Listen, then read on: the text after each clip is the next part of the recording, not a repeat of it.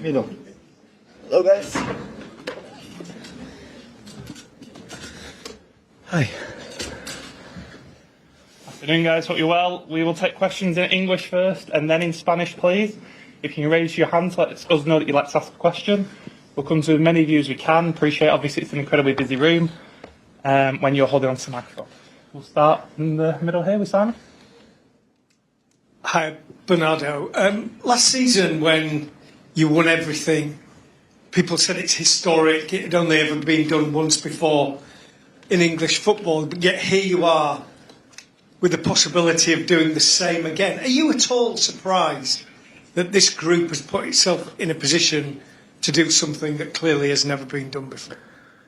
Well, not surprised, no, because this group has proved throughout the years that we're capable of getting to the final month of the season, fighting for all the competitions, and now it's where everything, all the tough things start, because it's not easy. It's not easy, obviously. That's why only two teams won the treble in English football, because it's not easy. But we're very happy to be in a position where we can fight for all of them, knowing that it's not easy. Our opponents are really, really good, but we're there. So we're really happy to be in this position, and it's another big challenge for us. Yeah. Sorry. Where do we go to? Ben? Hi, Bernardo. I just wonder, off the back of the weekend, with the way the results went, you played first, you won convincingly, you've then seen Liverpool and Arsenal drop points in the title race. Does it really feel now like that treble, that league title particularly, is right in your hands, and that this is a team that doesn't give that up very often, does it? Well, it was obviously a very good weekend for us. We're not going to deny that, because personally I wasn't expecting both teams to drop points. And before, we didn't depend on ourselves, so we had to do our job and wait for them to drop points. And now the situation changed a bit, because we just depend on ourselves. If we do our job properly, we win the Premier League. So yeah, happy with the results in the weekend. Not going to deny that, but a long way to go. So 2 weeks ago, when we played Arsenal, everything looked like it was gone, and now everything looks like Man City is going to win the Premier League. Maybe in 2 weeks everything will change again. So football, that's why football is so beautiful, because things change so quick, and you need to be really focused game by game. It's not right to start thinking about travels and all these kind of things, because it's not realistic. It's game by game. We have Madrid tomorrow. Then on the weekend we have another tough game against Chelsea in the FA Cup. Then we have the Premier League, and in 1 week we could lose all three competitions as well. So we need to be really focused game by game to do our job well, and to extend this hope for 1 more week, maybe one more, and then eventually we'll do it again. Oh. Hi, Bernardo. You obviously beat Real Madrid 4-0 here last season. It's the best performance of the season. How much of that match have you watched back, and how much confidence does that give you, knowing that you could do that to them? Well, I'm going to be honest. I didn't watch the game back, so I only have the feeling of what we did on the pitch on that day. Two different seasons. It never happens. The same game in football. It never happens again. So I feel Madrid is stronger this season than they were last season. That was my feeling when we played them at the Bernabeu, and for sure they'll want a bit of revenge for that result as well. So it's going to definitely be a very different game tomorrow. Right. Bernardo, tudo bem? I would like to ask you about Kroos and Modric, two of potentially the best midfielders that we've ever seen or lately in football. I would like to ask if there are inspirations for you. What do you take from their game, and what do you think about them nowadays?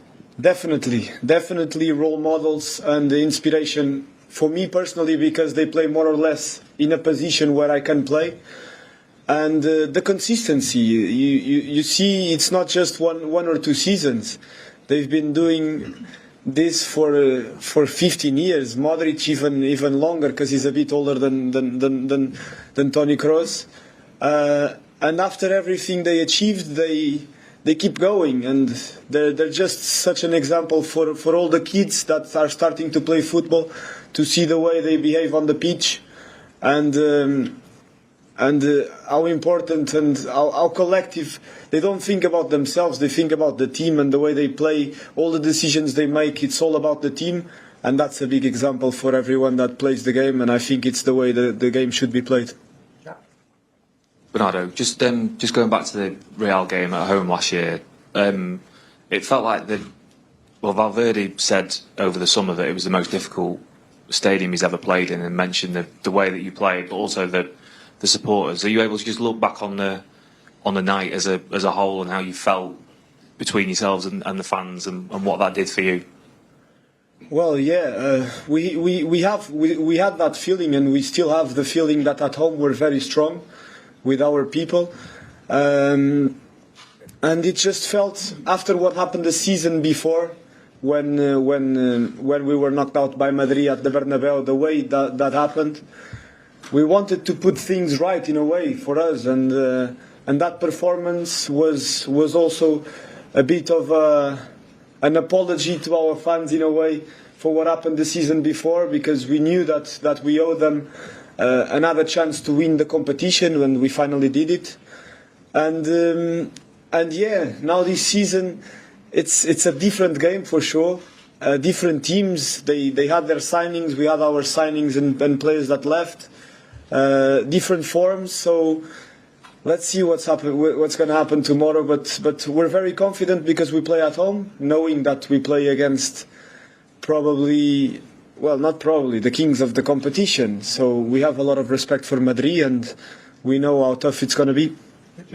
Hi Bernardo, I just wanted to ask about Kevin De Bruyne. How did his absence affect your performance in the first leg, and how important is it that he's back for the second leg, and how will that change the way you play?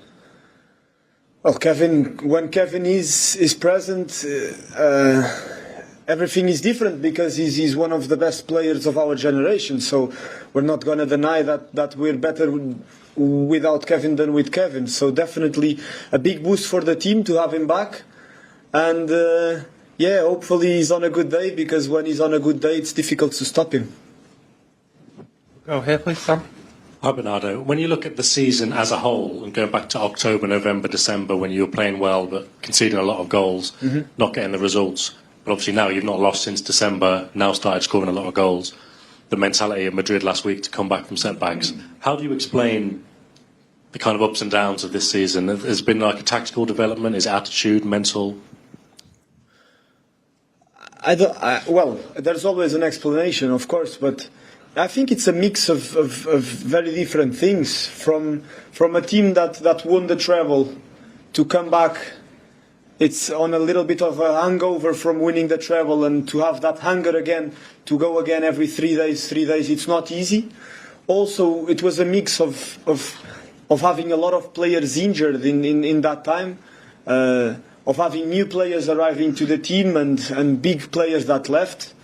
So our captain from last season, for example, Gundogan or Riyad Mahrez, people left, so new players had to adapt, and it's not easy to adapt to a new club. And then I remember it was a time where we had a lot of defenders injured, and we had also Modric suspended, which no one can deny is a very important player for us. Kevin De Bruyne with a long injury. So everything put together, sometimes the team is not perfect. And what our feeling inside the team, and what we agreed and we really wanted to do, was to fight as much as we could, to give ourselves a chance at the end of the season to still fight for all the competitions. Not be 20 points ahead of Arsenal and Liverpool, but to be there with them to fight. And we're very happy that we could achieve this. And now we can fight for all the 3 competitions, even with the ups and downs that you said, they were true. There was a time in the season when the team was not playing well.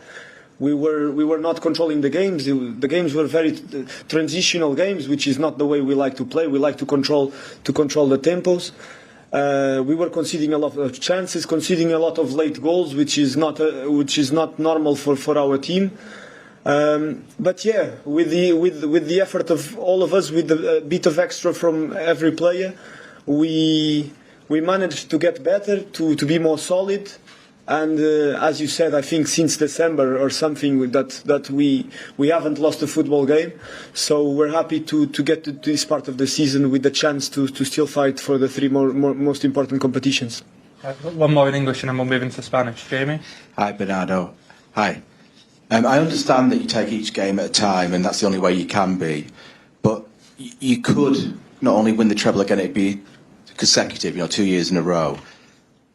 If that was to happen, you'd probably be the greatest team ever, I would suggest, because it's never been done before. Can that inspire you? I understand you have to, take each game at a time, but can that inspire this team to sort of, Of course, obviously, inspiration and motivation, because we know how well this team has done in the last. I've been here. This is my 7th season. And we want to create that legacy, and we want to win another Premier League, to do 6 in 7 years, and to do 4 Premier Leagues in a row.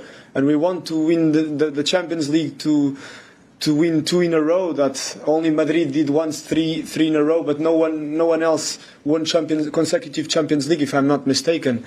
And if we can win the 2 trebles in a row that no one did, that would be legacy. So that's definitely motivation, knowing that it's very, very difficult, because as I said, in 1 week we could be out of all the competitions. But we're fighting for it, and we're gonna do everything in our power to each day be a step closer to that goal. Going to take a couple of questions in Spanish. Any hands, please, guys?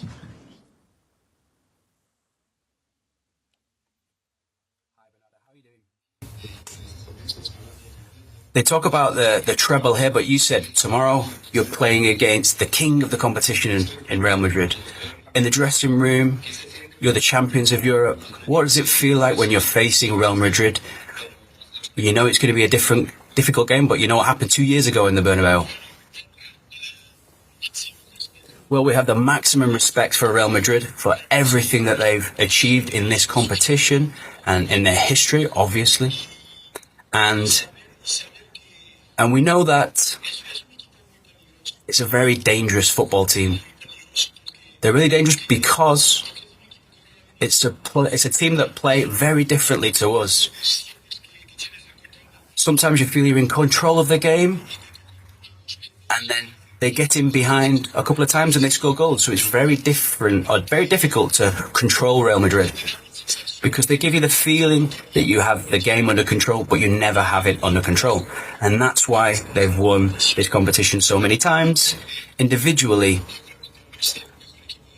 I think they could be one of the best teams in the world. If you look player by player, they're really strong, they're quick, they're good, all of them.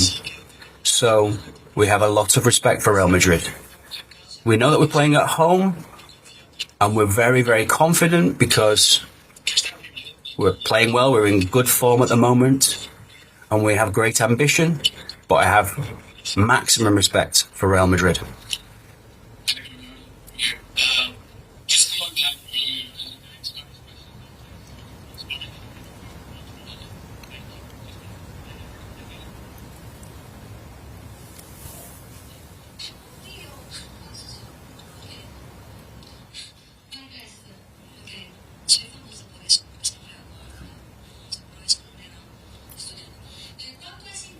How important is it to have Kyle Walker back? Well, it's really important because we know that Kyle is a player that has controlled some of the best players in the world, the ones that play out wide. He always does phenomenal work when he plays. He's a really important player for us. We've not, unfortunately, had him available for the Madrid game, but now we do have him. We don't know what exact condition he is in at the moment. We'll find out from the manager. He will know better than me. And he'll make his decision whether he plays him tomorrow or not. But I'm sure that if he doesn't play, we have other solutions, other options. But I'm not going to say that he's not an important player. He's our captain. And in the last few years, he's played against players like Vinicius, Mbappe, Neymar, and he knows how to defend against them like nobody. Perhaps, they can still cause him problems and they can cause damage, but he's a really important player. You can't deny that. Hi, Bernardo. Last year, you did big damage to Real Madrid. You beat them 4-0. The feeling of the team, they really felt that. This year, in the return leg, it's almost like a similar result. It's a draw. In the first leg, it was a draw. What similarities do you see with regard to the tie based on last season? And what differences do you see in Real Madrid? Well, it's a different team because they've changed the way that they play. Last season, I think they played more of a 4-3-3 system. So it's difficult to say, but they play a little bit more 4-4-2, normal. Benzema comes out and Bellingham can play as a false 9, but he also gets into the opponent's box. Rodrigo is a great player. Last season he didn't play all the time, but this season he's been playing really well. And I think they're two different sides. We've had our players that have left the club and players that have come in also. So I'm sure that their pride was damaged for what happened last season. So I'm sure it'll be a very different game to last season. We want to go into the game strongly. We're confident, but we have to have great respect for Real Madrid when we go into the game. And let's see. And what we were lacking in the Bernabeu, because we weren't great and we didn't play perfectly well. And let's see if we can correct those things to be better going into this game and to control the game better.